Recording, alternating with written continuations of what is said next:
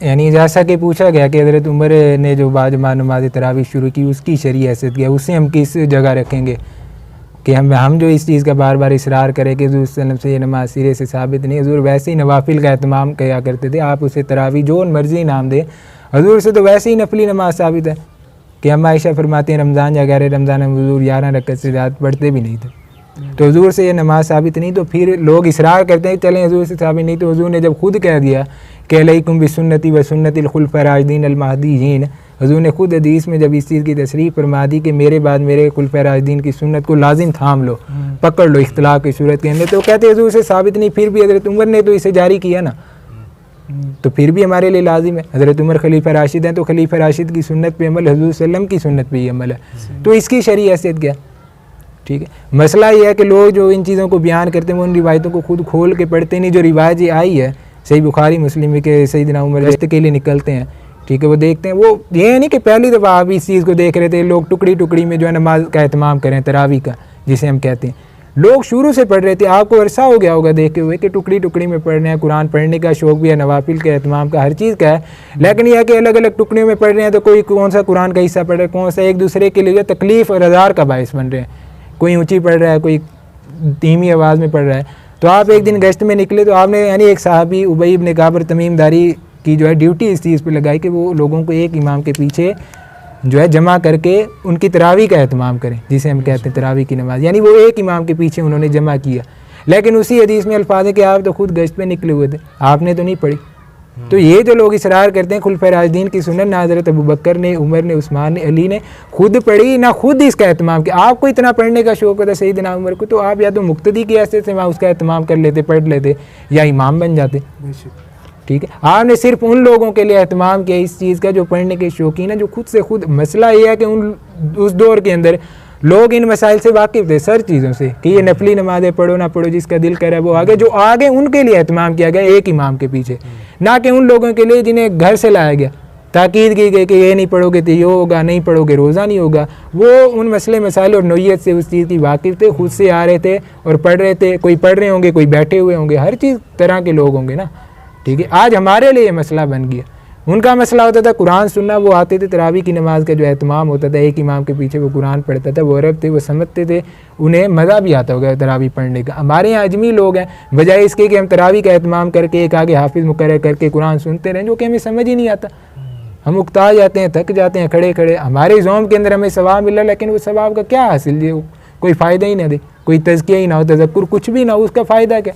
वही कुरान आपने पढ़ना है तो वो आप तर्जुमे से सुकून से साथ बैठ के पढ़ लें। ये भी नहीं कि कुरान तर्जुमे वाला लेके आपने इमाम के पीछे कर, इमाम किस रफ्तार से, उसे क्या पता पीछे कौन है। ठीक है, आपको कोई चीज़ समझ नहीं आ रही, तर्जुमे में दिक्कत हो रही है, आप आहिस्ता आहिस्ता पढ़ें, वो तो एक रफ्तार से पढ़ रहे, वो तो हाफिज़ है, वो कहाँ रुकेगा इन चीज़ों में। ठीक है, आपको पढ़ना है, ठहर ठहर के तर्जुमे पे तफक्कुर वगैरह करना है, आप एक तरफ बैठ जाएँ या घर में ही एहतमाम कर लें, नमाज का कर लें, जो भी करना है, घर में तर्जुमे वाला कुरान खोल के कुरान का तर्जुमा ही पढ़ लें, इस महीने में आपके लिए बेहतर है। समझ तो है कि रब्बुल आलमीन आपसे क्या कह रहा है, चाह कह रहा है। ठीक है, ये कोई मुआवजा नहीं कि आपने नमाज़ें पढ़नी और आपको समझ ही नहीं आ रही, आप पढ़ क्या रहे हैं, सुन क्या रहे हैं, इसका तो कोई फ़ायदा नहीं। मेरे नज़दीक सैयदना उमर भी आज के इन लोगों की तरावी का एहतमाम देखते कि ये सूरत है कि नमाज में के अंदर जो कुरान पढ़ा जा रहा है वो कुरान पढ़ा जा रहा है या मैराथन रेस हो रही है, कोई समझ नहीं आ रही, ज़बर पे कुरान तोड़ तोड़ के फेंका जा रहा है किस्म का। न पढ़ने वाले को पता है, वो अजाब की आयतें पढ़ रहे होते, पीछे से हमारे तासुरात जो होते हैं वो बाल खुजा रहे थे, कोई आंखें मल रहे हैं, ये क्या है, कुछ भी समझ नहीं आ रही। अजाब की आयतों के ऊपर जो तासुरात चेहरे की तब्दील ही नहीं होती, जैसे जन्नत की आयतें वो तिलावत करे, कुछ समझ जो नहीं आ रही होती। समझ आए तो फिर आंख से आंसू निकले ना, फिर समझ आए। तो समझने के लिए लाजिम है मेरे नज़दीक तो कि हम अलग बैठ जाएं या मस्जिद में इस चीज़ का एहतमाम कर लें कि लोगों को कुरान का दर्स, वो जो जितना मर्जी जिसका दिल करे वो सुने फिर चला जाए, ये भी लाजमी नहीं है, क्योंकि सुबह सैरी करनी होती है, ये मसाइल हैं। रात को थके आ रहे लोग आते, वो आके नवाफिल फ़र्ज़ जिनसे नहीं पढ़े जाते, वो नवाफिल का क्या एहतमाम करेंगे। वो तो साहबा शौक़ से आए थे ना खुद। हमारे यहाँ लोगों को डराया हुआ है कि नहीं पढ़ोगे तो रोज़ा नहीं होगा, ये डर से आते हैं, ये शौक़ वाले नहीं हैं, शौक़ वाले ख़त्म ही हो गए उस दौर के साथ ही। ठीक है, ये मसले मसाइल वगैरह हज़रत उमर का एक इज्तिहादी फ़ेल था। हज़रत उमर के जैसे दीगर इज्तिहादात से हमारे लोग इख्तिलाफ़ करते हैं, हमारे लोग क्या साहबा ही जैसे इख्तिलाफ़ करते हैं उनके दीगर अफ़ाल से। हुज़ूर के दौर के अंदर सुलह हदीबिया के मौके के ऊपर उनका जो रवैया था, उनसे साहबा ने इख्तिलाफ़ किया। कि हजूर दब की सुलह क्यों करे, जैसे वो इख्तिलाफ किया हजूर की वफ़ात के करीब हदीस किरदास वाला मामला। तो हज़रत उमर का अमूमी रवैया ऐसे था कि वो चीज़ें बाज़ का जो है जज्बाती होकर कह जाते थे, फिर बाद के अंदर पशेमान होते थे, तौबा इस्तग़फ़ार करते। ऐसे उनका एक इज्तिहादी फेल था, क्योंकि हुकूमत की हदूद इस चीज़ के अंदर दाखिल ही नहीं है कि हुकूमत जो इन चीज़ों का तयन करे कि इसने क्या करना है नहीं। ले लोगों के शख्सी मामला हैं, नवाफिल के अंदर जो है मुदाखलत हुकूमत की हदूद में दाखिल नहीं है। वैसे उन्होंने देखा, उन्होंने एक राय दी, एक इज्तिहादी राय है। जैसे उन्होंने हक महर के अंदर एक राय को कायम करना चाह के हक महर की मिकदार मुतयन की जाए, तो जो वाक़या हमें सुनने को मिलता है कि बुढ़िया ने उठ के सैयदना उमर को टोक दिया और कहा कि कुरान मुतयन नहीं करता, आप कौन होते हैं, तो आपने अपना फ़ैसला लौटा लिया। तो जैसे वो उनका इज्तिहादी फेल था, हमें मिलती हैं मिसालें, जारी बात है वो इंसान थे, मासूमन अल-ख़ता या पैगम्बर तो नहीं थे। उनका इज्तिहाद जो है सही भी हो सकता है, गलत भी हो सकता है। हमने देखना है कि उनके इज्तिहाद के मुकाबिल जो है हजूर का कोई अमल तो ऐसा नहीं जिससे उनका इज्तिहाद टकरार है, ठीक है। अगर वो टकरार है तो हम हजूर के अमल को लेंगे, ठीक है। नहीं टकरा रहा तो सर आंखों पर वो अमल वो हम करेंगे। तो जैसे आपने कहा कि जैसे सैयदना उमर गश्त पर निकले तो आगे जो है पहले से ही लोग मतलब कि तरावी का या नवाफिल का या क़यामुल लैल का इंतज़ाम करके खड़े हुए थे, यानी कि उन्होंने देखा एक लोग पढ़ रहे हैं कि उनको एक जमात पे जमा किया। तो मेरा ये सवाल है, इन्होंने जमात शुरू करवाई सैयदना उमर ने, तो जमात के हवाले से नबी सल्लल्लाहु अलैहि वसल्लम का फ़राइज़ में भी ये रवैया रहा है कि जैसे मुआज़ बिन जबल के बारे में आता है, सही बुखारी में है या सही मुस्लिम में गालबन, कि जब एक शख्स थका हारा जैसे काम से आया तो उन्होंने जो अपनी जो जमात है उनको उनमें सूरत बकरा की जो है तिलावत शुरू कर दी। तो वो पीछे जो एक शख्स था मजदूर तबके से ताल्लुक़ रखने वाला था, शायद वो भी सहाबी था, तो उसने जमात तोड़ कर अलहदा अपनी जमात पढ़ी और चला गया। तो उनकी शिकायत की नबी सल्लल्लाहु अलैहि वसल्लम से कि ये शख्स तो मुनाफिक हो गया है। तो उनको नबी सल्लल्लाहु अलैहि वसल्लम ने बुलाया, तो नबी सल्लल्लाहु अलैहि वसल्लम ने उसे जमात के हवाले से सैयदना मुआज़ बिन जबल को ये सख्त ताकीद की कि आपने फ़राइज़ में मुख्तसर क़याम करना है, ताकि पीछे जो लोग मुक्तदी की हैसियत से खड़े हैं उनमें बूढ़े भी हैं, बच्चे भी हैं। यानी कि नबी सल्लल्लाहु अलैहि वसल्लम ने जमात में मुख्तसर क़याम के हवाले से ताकीद किया। मैं ये कहना चाह रहा हूँ कि जो ये नमाज तरावी है, अगर इसकी जमात का भी एहतमाम किया जाए तो इसमें भी नबी सल्लल्लाहु अलैहि वसल्लम की एक तरह से नाफरमानी आती है किसी न किसी ज़ुमरे में। तो इस हवाले से मैं कह रहा हूँ कि आया नमाज तरावी में कुरान मजीद का इख्तिताम करना, एक मुकम्मल तौर पर डेली बेसिस पे एक एक सिपारा पूरा मुकम्मल तौर पर हुफाज पढ़ते हैं, पीछे जो लोग खड़े होते हैं वो एक मतलब कि बड़ी तकलीफ़ से गुजर रहे होते हैं कि वो देखते हैं कि आया ये रकत ख़त्म होने वाली है, तो वो खड़े होकर फ़ौरन से जमात शुरू कर लेते हैं। यानी कि एक अजीब सा माहौल क्रिएट किया हुआ। मैं ये कहना चाह रहा हूँ कि नबी सल्लल्लाहु अलैहि वसल्लम का रवैया इस हवाले से आप मुझे मुकम्मल तौर पर वादे करें कि जमात में एक इमाम का क्या रवैया होना चाहिए और क्या उसको नबी सल्लल्लाहु अलैहि वसल्लम ने रहनुमाई फरमाई है। नहीं, तो आपने यानी जमात के हवाले से पूछा है। सबसे पहली बात यह है कि जो हमारी फ़र्ज़ नमाज़ें ये तो फिर भी नवाफिल की हम बहस कर रहे हैं, ठीक है। नफली नमाज की इसकी जमात वगैरह की बहस वगैरह करें, तयन करें कि इसकी हैसियत क्या है, नोयत वगैरह क्या है। लेकिन जो हमारी फ़र्ज़ नमाज़ें हैं, हजूर ने हदीस की किताबों में आते हैं फ़र्ज़ नमाज के अंदर भी इमाम को ताकीद किया कि लोगों के लिए हज़ार का बाइस ना बने। कुरान का सिर्फ उतना हिस्सा वो इस चीज़ का ख्याल रखे कि वो जो इमाम है उसके पीछे जो मुक्तदी हैं उनमें बच्चे हैं, बूढ़े हैं, औरतें हैं, माजूर, हर किस्म के लोग शामिल हैं। उन सब का जो है ना नज़र में रख के चीज़ों का जो है ना ख्याल रखे और कुरान का इतना खासा हिस्सा पढ़े कि जो सबके लिए इत्तफाक कर जाए। फिर आपने फरमाया कि अगर अकेले कोई शख्स नमाज़ पढ़ते उसके अंदर वो चाहे फिर जो मर्ज़ी करे 10 सिपारे पढ़ ले, हमें क्या अर्ज है। लेकिन जब वो इमाम है तो उसे चाहिए कि सबको देखना चाहिए कि हजूर के बारे में तो इतना आता है, सही बुखारी मुस्लिम में कि बयान किया जाता है कि हजूर सल्लल्लाहु अलैहि वसल्लम जो अक्सर औक़ात इस चीज़ का जो है ना इरादा करते लंबी नमाज़ पढ़ाने का, लेकिन जब आप बच्चे के रोने की आवाज़ सुनते तो इससे यानी मुख्तसर नमाज़ फरमा देते कि कहीं उसकी माँ को तकलीफ़ ना गुजरे। तो हजूर के बारे में जो हजूर फ़र्ज़ नमाज में इतने एहतियात करने वाले वैसे थे इमाम के, अब हजूर सल्लम की नमाज क्या होगी, जमात क्या होगी, इमामत क्या होगी, कुरान क्या, उसका तो आलम का अंदाज़ा ही नहीं ना। इसके बावजूद हजूर एहतमाम करें, बाकी लोगों को भी ख्याल में रख के, कोई बच्चा रो रहा है आपने नमाज मुख्तसर कर दी, ठीक है। हमारे यहाँ इन चीज़ों का फ़र्ज़ में जहाँ एहतमाम नहीं किया जाता तो नवाफिल के अंदर फिर पूरे पूरे सिपारे ख़त्म करना, ये तो ज़ाहिरी बात है तकलीफ़ का बायस है। एक मजदूर बंदा जिसे वैसे फ़र्ज़ ही पढ़ने का दिल नहीं करता है, वो भी मजबूरी में पढ़ता है, वो कहाँ एहतमाम करेगा इन चीज़ों का, ठीक है। हाफ़िज़ों ने तो कुरान मुकाने वो वैसे ख़त्म कर लें या हाफिज़ अपनी जमात का एहतमाम कर लें, वो अलग बात है। लेकिन लोगों को सही चीज़ों से आशनाई तो करानी चाहिए ना। हमारे यहाँ मसला यह है कि लोग चीज़ों को बयान करते हैं, ठीक है नवाफिल हैं पढ़ें, इसमें हम नहीं समझते कोई अर्ज, लेकिन लोगों को सही चीज़ तो बताएं ना, ये सही चीज़ है भाई, हजूर से साबित नहीं है अमल। वो भाई नेक अमल है, फ़लाने ढिमकाना है, ये है वो है। नेक अमल क्या मतलब, जो नेक अमल आया उसे हजूर की तरह निस्बत दे के फिर जारी कर दें उम्मत में। मिसाल के तौर पे अब मैं कहता हूँ कि मिसाल मुझे अच्छे लगते हैं अगर पैंट शर्ट, मैं कहूँ कि हजूर ने पैंट शर्ट पहनी, इसमें कोई यानी कोई बुरी बात नहीं जो हजूर की तरफ मंसूब की गई हो, लेकिन हजूर की तरफ पैंट शर्ट की निस्बत करना जैसे ये गलत है कि नहीं यार हजूर ने एक चीज़ की नहीं, आप कौन होते हैं ये कहने वाले कि हजूर ने यूँ किया।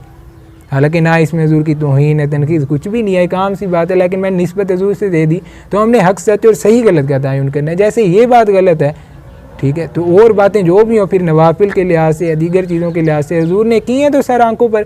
जब एक चीज़ मौजूद है कि हजूर ने नहीं एहतमाम किया और एहतमाम किया गया हजूर के बगैर इजाज़त के, हजूर ने कहा कि ना करो, फ़र्ज़ हो जाएगी। जैसे हज़रत मूसा अलैहिस्सलाम के साहब के बारे में, जैसे उन्होंने तंगी पैदा कर दी उम्मत के अंदर, बछड़ा कुर्बान करना किस रंग का हो, कैसा नहीं, हमने वैसी तंगी पैदा कर दी है, ठीक है। एक चीज़ की जो है वो पूंछ साबित नहीं, हम जो है हाथी टिड्डी की टांग पे हाथी का खोल चढ़ा रहे हैं, यही बहस हो गई है, ठीक है। चीज़ की असल ही साबित नहीं, फरा पे बहस हो रही है, यूँ है। जो हजूर ने अमल किया है, हजूर का अमल वो कहाँ पे जाएगा, फिर हजूर के अमल का क्या करें, आया वो मनसूख हो गया या आया हजूर ने गलत किया, उसका तयन कौन करे। हजूर के अमल का फिर कोई तयन होना चाहिए कि उसकी शरई हैसियत क्या है। तरावी से पहले फिर उसकी शरई हैसियत पे कलाम करना पड़ेगा।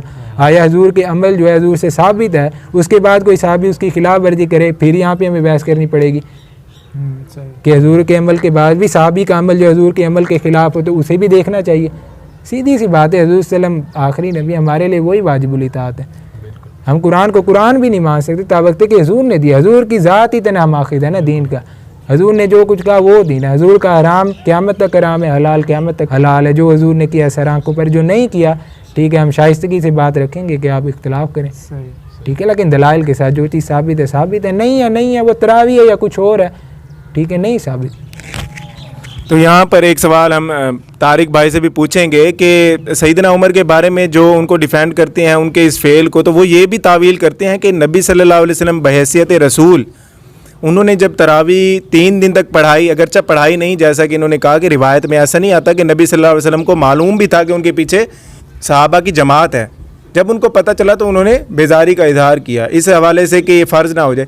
तो वो ये करते हैं कि अहले हदीस एक आलिम थे खलीलुर रहमान, तो उन्होंने मतलब ये तावील बयान की कि सैयदना उमर भी उस मौके पर मौजूद थे जब नबी सल्लल्लाहु अलैहि वसल्लम ने 3 दिन तक आया तरावी इरादतन या गैर इरादी तौर पर पढ़ाई। जब नबी सल्लल्लाहु अलैहि वसल्लम ने मना फरमा दिया तो सैयदना उमर कहते हैं कि 3 दिन तक, जो वो तावील करते हैं कि सैयदना उमर का 3 दिन तक तरावी बाजमान नबी सल्लल्लाहु अलैहि वसल्लम का पढ़ाना, सैयदना उमर का ये फ़ेल हज़रत सल्लम का देखना, वो ये कहते हैं कि ये अल्लाह की पसंदीदगी का इजहार था 3 दिन तक नबी सल्लल्लाहु अलैहि वसल्लम का पढ़ाना। जब नबी सल्लल्लाहु अलैहि वसल्लम ने फरमाया कि तुम पर फ़र्ज़ ना हो जाए, क्योंकि उस वक्त तो वही का सिलसिला जारी था, तो सैयदना उमर ने चूँकि अपने दौर में ये देखा अब तो वही का सिलसिला मुनक़ते हो चुका है, अब तो फ़र्ज़ हो नहीं सकती, तो लिहाजा उन्होंने ये तावील की कि अब जो अल्लाह ताला को पसंदीदा काम था जमात तरावी की, तो उन्होंने अपने दौर में शुरू करवाई, वो इस चीज़ की ये तावील पेश करते हैं। तो आया ये तावील किसी हद तक ठीक है, या क्योंकि सहाबा कराम के बारे में भी नहीं आता कि उन्होंने किसी किस्म की कोई इनकी राय के ख़िलाफ़ गए हों, सैयदना अली का भी नहीं मिलता। आया सैयदना अली से भी ये चीज़ साबित है। अहले तशय्यो अपने आइमा के बारे में कहते हैं कि हमारी पूरी आले रसूल से ये चीज़ साबित नहीं है, उन्होंने इस चीज़ को कतई तौर पर बिद्दत कहा है। तो इस पर थोड़ी सी रोशनी फरमाएँ और वजाहत करें। बिस्मिल्लाहिर्रहमानिर्रहीम, जज़ाकल्लाह। पहले तो मैं शुक्रिया अदा करूँगा, इन्होंने मुझे महफ़िल के बीच में से मौका दिया जो मैं भी बात कर सकूँ। तो मेरे ख़्याल में जो मैं इनके सवाल को समझा हूँ, इस सवाल के 2 हिस्से में समझा हूँ। एक तो ये है कि नमाज तरावी जो है वो हज़ूर सल्लल्लाहु अलैहि वसल्लम ने 3 दिन पढ़ी, 3 दिन पढ़ी है, क्या आया ये चीज़ साबित है? और 3 दिन के बाद हज़ूर सल्लल्लाहु अलैहि वसल्लम ने गज़बनाक होकर ये चीज़ ख़त्म कर दी, आप सल्लल्लाहु अलैहि वसल्लम चौथे दिन पढ़ाने नहीं आए। पहला हिस्सा ये। दूसरा इन्होंने कहा जो जब हज़रत उमर ने शुरू कर दी, जैसे भी करके बिदअत हसना कह के या जिस तरह भी उन्होंने अपने दौर में, और ये हकीकत है कि उन्होंने उन्हीं के दौर में ये चीज़ शुरू हुई कि उन्होंने नमाज तरावी का अहतमाम करवाया। और दूसरा अभी तक मेरे ख्याल में डिस्कशन में ये भी सबको क्लियर हो गया है कि ख़ुद उन्होंने ज़ाती तौर पर नहीं उस जमात में शमूलियत अख्तियार की, गो के उन्होंने ये काम किया लेकिन वो ख़ुद इसमें शामिल नहीं थे। वो फिर उनकी ड्यूटी लगा के हज़रत तमीम दारी और दूसरे साहबी की, वो ख़ुद वहाँ से चले गए और उन्होंने उस हदीस में ये वादे कहा जो इससे बेहतर नमाज वो है, इस जमात से बेहतर वो है। जब उन्होंने उसको बिदअत हसना डिक्लेयर कर दिया, जो बेशक ये नया काम है लेकिन उससे बेहतर है जो ये पहले कर रहे थे, तो उन्होंने कहा जो इससे बेहतर ये था जो ये लोग अपना अलग अलग घरों में रात के पहर में पढ़ते। तो ये उन्होंने क्लियर कर दिया। तो दूसरा सवाल का हिस्सा ये है, जो हज़रत उमर चूँकि खलीफा राशिद हैं, इस पे पूरी मतलब उम्मत मुसलमान की अक्सरियत का इस पे इजमा है, जो हज़ूर सल्लल्लाहु अलैहि वसल्लम की हदीस के मुताबिक जो खलीफा राशिदीन में से वो आते हैं। तो जब खलीफा राशिद ने काम किया तो फिर उसको जब हज़ूर सल्लल्लाहु अलैहि वसल्लम ने कह दिया जो खलीफा राशिदीन की इताअत जो है मेरे बाद तुम पर वाजिब है, उनकी इताअत करनी है हमने। जब भी कभी इख्तलाफ हुआ, हज़ूर ने इख्तलाफ वाज़े कहा है, जो इख्तलाफ जब देखो तो खलीफा राशिदीन में मतलब उसको देखो जो उनका तर्ज़ अमल क्या है। तो चूँकि ये खलीफा राशिद हैं तो ये मसला अब इख्तलाफी बन गया, तो अब हम इस चीज़ को क्या हैसियत दें, इस तरावी की नमाज़ को हैसियत क्या दें, और एंड पे फतवा हम क्या लगाएं, इस नमाज की हैसियत क्या बनती है। तो पहले सवाल के मुताबिक जो हज़ूर सल्लल्लाहु अलैहि वसल्लम ने 3 दिन किया, अव्वल तो यह है कि हज़ूर सल्लल्लाहु अलैहि वसल्लम ने जो नमाज़ पढ़ते थे रात के टाइम, वही नमाज आप सल्लल्लाहु अलैहि वसल्लम ने अपने हुजरे से बाहर आकर शुरू की। रमज़ान का मौका था, हज़ूर सल्लल्लाहु अलैहि वसल्लम वैसे अपने हुजरे में पढ़ते थे, उस दिन आप सल्लल्लाहु अलैहि वसल्लम उस रात को बाहर आके उन्होंने शुरू की। तो एक साहबी आ गए, शौक़ से हजूर पढ़ रहे थे, पीछे पढ़ना शुरू कर दिया। इस तरह 2 हो गए, 3 हो गए।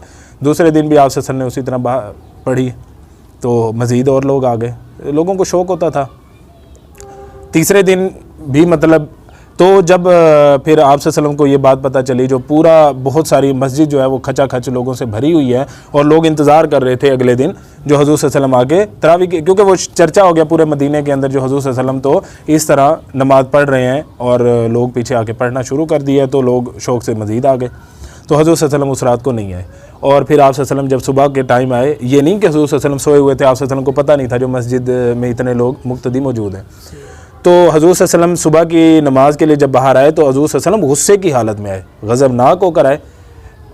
रिवायत में यही है जो आप सल्लल्लाहु अलैहि वसल्लम गज़बनाक थे, और आप सल्लल्लाहु अलैहि वसल्लम ने कहा जो मुझे पता था जो तुम लोग मौजूद हो और नमाज तरावी के लिए मेरा इंतज़ार कर रहे हो। तो आप सल्लल्लाहु अलैहि वसल्लम ने जो खदशा ज़ाहिर किया, मेरे ख्याल में इसमें जनाब कोई भी दो राय नहीं है, जो जिस चीज़ का हज़ूर सल्लल्लाहु अलैहि वसल्लम को खदशा था वो हमने मतलब उसकी बिल्कुल परवाह नहीं की और उम्मत के ऊपर मुसल्लत किया। आप सल्लल्लाहु अलैहि वसल्लम ने कहा जो मैं इसलिए नहीं आया जो कहीं उम्मत के ऊपर ये फ़र्ज़ ना हो जाए। ठीक हो गया, अच्छा ये मसला क्लियर हो गया यहाँ तक। जो हज़ूर सल्लल्लाहु अलैहि वसल्लम ने इस वजह से ये चीज़ का एहतमाम आगे नहीं किया, मज़ीद 3 दिन जो पढ़ाई वो भी आप सल्लल्लाहु अलैहि वसल्लम ने खुद ऑर्डर नहीं किया था, लोग शौक़ से आके पढ़ते थे। अच्छा, अब रही दूसरी बात, जो हज़रत उमर की बात को हम क्या कहें, खुलफा राशिदीन वाली उस हदीस का हम क्या करें। उसमें देखें, ये हम सब मानते हैं कि दीन के मामले में इताअत सिर्फ़ और सिर्फ नबी की है।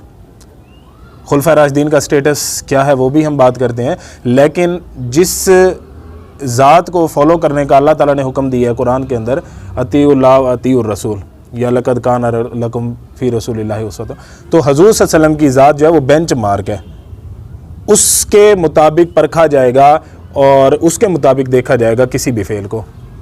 अच्छा, तो हज़ूर सल्लल्लाहु अलैहि वसल्लम की ज़ात को हमने देखना। दूसरी तरफ हज़ूर ने ये भी कह दिया जो खुलफा राशिदीन की इताअत जब कभी इख्तलाफ हो तो तुम लोगों ने मेरी सुन्नत और खुलफा राशिदीन की सुन्नत को देखना है और उसको मजबूती से पकड़ना है। ये हदीस सबको पता है। तो अब ये भी हमें पता है जो खुलफा राशिदीन भी बहरहाल इंसान ही थे, ख़ता का इम्कान तो उनसे भी है, इसमें तो नहीं है जो वो नबी हो गए माज़अल्लाह। हज़ूर सल्लल्लाहु अलैहि वसल्लम ने कहा जो इनकी भी इताअत करना तो जैसे भी वो करते रहे हम उनको फॉलो करेंगे, ऐसा भी नहीं है। इसमें मतलब बहुत सारे फतावा मौजूद हैं जिसमें हज़रत उमर ने खुद ज़ाती तौर पे रुजू किया फतवा देने के बाद, ठीक है। हालांकि वो खुलफा राशिदीन में से थे, उन्होंने तो इस हदीस का मतलब ये नहीं समझा जो यार मैं खलीफा राशिद हूँ तो मैंने जो ऑर्डर दे दिया तो हजूर ने कह दिया था तो फॉलो करो, बात ख़त्म करो, ठीक है। लेकिन उनका रुजू करना इस बात का सबूत है जो वो बहरहाल पैगम्बर के स्टेटस पे नहीं थे, वो सहाबी थे और इंसान थे, बशर थे। उनसे गलती अगर हुई तो उन्होंने काफ़ी मौक़ों पे रुजू किया, कुछ चीज़ों में उम्मत ने इख्तलाफ किया। तो अब तरावी की स्पेसिफ़िक बात करते हैं। जब हम ये कहते हैं जो खुलफा राशिदीन की इताअत वाजिब है, हमारे नबी ने कह दिया, तो ज़फ़र भाई जैसे बात है ना जो हज़रत उमर ने शुरू किया, अब हम इस मसले को मज़ीद आगे देखते हैं। जो हज़रत उमर ने शुरू किया तो फिर हमें क्या करना चाहिए, ठीक है। और हमें तौहीन भी नहीं करनी चाहिए क्योंकि वो ज़ाहिर है बहुत बड़ी हस्ती हैं, उनका बहुत बड़ा मकाम है हमारी नज़रों में, उम्मत की नज़रों में। हज़ूर सल्लल्लाहु अलैहि वसल्लम के यहाँ उनके बारे में फ़जीलत की हदीस मिलती हैं, तो हम उस चीज़ को भी इंशाल्लाह मद्देनज़र रखेंगे और इस फतवे की भी, इस जो उन्होंने काम था उनका ये इक़दाम था, उसकी भी हैसियत को वादे कर देंगे इंशाल्लाह। अच्छा, हज़रत उमर रज़ी अल्लाह ताला अन्हु ने ये काम किया, खुलफा राशिदीन में से भी हैं, लेकिन आप ये देखें किसी भी मामले में ये आपने मतलब इस चीज़ को कभी भी नहीं छोड़ना, जो जब भी कोई हजूर सल्लल्लाहु अलैहि वसल्लम के बाद मसला उठा, ख़ास कर उस 30 साला दौर में जिसको हजूर ने कहा था जो नबूवत की तर्ज की हुकूमत होगी, मेरे बाद जो 30 साल तक हुकूमत होगी वो मेरे तरीके पर होगी, और उन्हीं की इताअत का आप सल्लल्लाहु अलैहि वसल्लम ने हुक्म दिया। ठीक है, खिलाफत अला मिनहाज नबुव्वह, बिल्कुल ये हदीस मतलब उसकी हम शरह कर रहे हैं। अब जब हज़रत उमर ने ये शुरू किया, आप देखें किसी भी खुलफा राशिदीन में से किसी के दौर में कोई मसला उठता है और वो इक़दाम उन पे किया जाता है। कोई भी मसला उठा, जैसे मुर्तदीन का मसला उठा, मुनकरीन ज़कात का उठा, बागियों का मसला उठा, ठीक है, और कुफ़ार के साथ जंगो जदल होती रही, और क्या कहते हैं उशर और ये ज़मीनों का मसला उठा, जो अराज़ी जो आती थी हज़रत उमर के दौर में, गैर मुस्लिमों को इलाके जब हाथ में, तो उन ज़मीनों का मसला उठा। ठीक है, हज़रत उस्मान के दौर में वो जो आ गए थे, बलवाई आ गए थे। तो आप देखें किसी भी तरह का मसला उठता है तो उसमें आपने, जब हजूर ने कह दिया ना खुलफा राशिदीन की इताअत करनी है, तो आपने कुल्ली तौर पर पाँचों का मौक़िफ़ देखना है, आपने एक का मौक़िफ़ नहीं देखना कभी भी। यानी अगर हज़रत अबू बकर के दौर में एक मसला उठा और उन्होंने कोई इक़दाम किया, अगर बाकी आने वाले खुलफा राशिदीन भी उसको जारी रखते हैं, उसके अंदर इख्तलाफ नहीं करते, तो वो तो हो गया 100% एक्यूरेट, वो तो दीन बन गया, वो तो एज़ इट इज़ अमल आपने करना ही करना है। ठीक हो गया। हज़रत अबू बकर ने कोई काम किया, उसके बाद अगर हज़रत उमर ने कोई काम किया, तो हम देखेंगे जो आने वाले खुलफा ने कहीं उससे इख्तलाफ तो नहीं किया, या उन्होंने इस चीज़ को छोड़ तो नहीं दिया। मिसाल मैं आपको दे देता हूँ, जैसे हज़रत उस्मान के दौर में हज तमत्तो का मसला था। ठीक है, उससे पहले हज़रत उमर भी मतलब कहते थे जो हज तमत्तो ना करना बेहतर है। आप देखें जब हज तमत्तो का मसला उठता है तो आपको सारे खुलफा में से आप देखते हैं हज़रत अली ने इसका अहतमाम किया, पूरी उम्मत आज उनके फतवे को मानती है। ठीक है, हम खुद जब मतलब हमारे लोग यहाँ से जाते हैं तो हज तमत्तो करते हैं हज के मौक़ों पर, तो उम्मत ने आप देखें पूरे खुलफा में से चारों या पांचों, हज़रत इमाम हसन तक हम बात करें तो पांचों उस मसले पे आपको एग्री नहीं नज़र आते। फतवा एक का काबिल अमल है इस वक्त दुनिया के अंदर, ऐसे ही है। ठीक है, फतवा जब एक का काबिल अमल है तो बाकियों का जो फतावा था उसको हम इतनी हैसियत देते हैं, जो उन्होंने जो बेहतर कहा था वो अपने मतलब उसमें कहा था, लेकिन ये है कि बहरहाल उम्मत ने उस मसले को उस तरह नहीं लिया। आप देखें मुर्तदीन के मसले के ऊपर सारे खुलफा राशिदीन ने हामी भरी और उससे डिसएग्री नहीं किया, तो वो मसला आज भी वही है। आज भी कोई मुर्तद होगा, इस्लामी सही है, इस्लामी हुकूमत के ख़िलाफ़ कोई मुर्तदीन उठ खड़े होंगे, या कोई मुनकरीन ज़कात या इस्लाम के किसी एक शोशे को छोड़ने के लिए कोई इलाका वो कर देगा जो इस्लाम दीन की, ये बात हम नहीं मानते, तो फतवा कौन सा चलेगा उसके ऊपर? हज़रत सो कार्ड आप कहेंगे हज़रत अबू बकर का, लेकिन वो हज़रत अबू बकर का फतवा नहीं है रज़ी अल्लाह ताला अन्हु, वो तमाम खुलफा राशिदीन का फतवा है। सही हो गया। अब आते हैं सिर्फ तरावी के मसले पे, जिस पे हमारी डिस्कशन चल रही है। तरावी का मसला हज़रत उमर ने, हज़रत अबू बकर के दौर में इसका अहतमाम नहीं था, हजूर सल्लल्लाहु अलैहि वसल्लम ने अहतमाम नहीं किया, हजूर सल्लल्लाहु अलैहि वसल्लम ने गदबनाक होकर मना कर दिया। ठीक है, और हजूर सल्लल्लाहु अलैहि वसल्लम के बारे में ये भी आता है, आप सल्लल्लाहु अलैहि वसल्लम कुरान पाक पढ़ते थे, विरद करते थे, उसका दौरा होता था। ठीक हो गया।